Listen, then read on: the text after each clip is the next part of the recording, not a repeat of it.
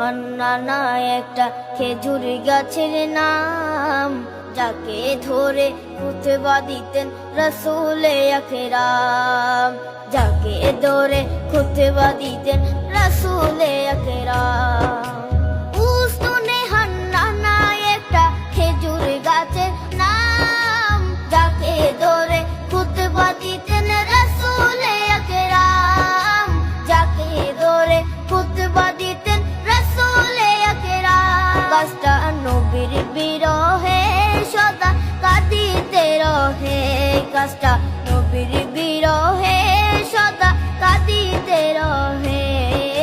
হতবাক হই দেখে যত সাহাবায়ে কেরাম, হতবাক হই দেখে যত সাহাবায়ে কেরাম। নবী রহমতে আলম